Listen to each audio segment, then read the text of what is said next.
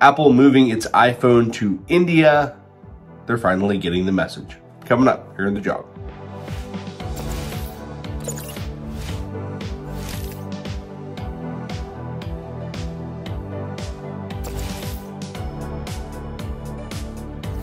Hi folks, Alex Klingelhoeffer here with Exencial Wealth Advisors. It's 7:23 here in the middle part of the country on Monday. It is September 26, 2022. Here's your morning jog around the economic headlines of the world. I want to start off with what's spooking markets this morning. Of course, we're having down day after down day after down day with new reason after new reason after new reason. Today's new reason is the British pound falling against all major currencies, including the dollar. Last week, the British government said, hey, we're going to have some tax cuts to increased taxes, right?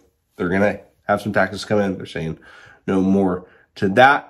What does that do? Why does that create a weaker currency? Well, if you don't have as much revenue, government's going to have to borrow more. That means that it is less attractive to own that country's currency, thus the pound falling. Now, pound's like $1.08 at the time of this filming.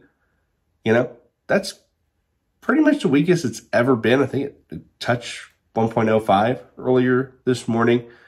What that does mean for folks here, and hear you a little bit here, it means going to vacation in the UK is starting to become very attractive for folks here in the US, and certainly doing business there, given the weaker currency, will help stimulate that economy overall. Now, we're not in a complete beggar thy neighbor situation with currency devaluation after currency devaluation after currency devaluation happening just yet. Could it be on the horizon? Quite possibly. But ultimately, what's happening is all of these supply chains are coming back to the US. And that means that if other currencies devalue against the dollar, it's not as big of a deal as it used to be.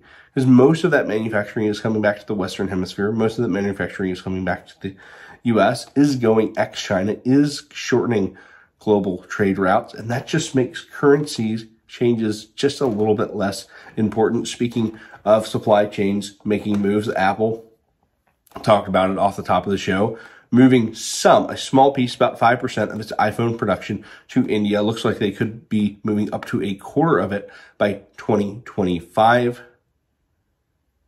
Apple sees the writing on the wall that there are no cheap Chinese workers anymore. We need to go find cheap workers to assemble iPhones to keep high profits. And guess what? That means moving to India and other places where there are young people willing to put together iPhones for not very much money. We do the expensive stuff, which is designing the chips. We do the expensive silicon manufacturing. We will let someone else put those together. And quite frankly, less reliance on China, having more diversity from a geopolitical perspective helps a tech conglomerate like Apple, which needs revenues year after year after year to continue growing as a firm. Last but not least, before we get you off to a nice week and a nice Monday, Amazon Prime doubling down on Prime Day, now having early access sales for holiday shopping. Now it's October 11th and 12th. Is this a little bit of Christmas creep? Yeah, it is. But hey, it's a soft spot in the calendar. Amazon needs some additional hype. Kind of been languishing this year.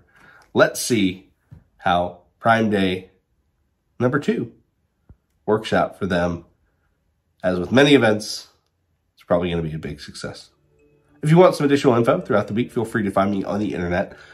I'm out there. Until then, hope you and your family have a really good rest of your Monday. I'm out.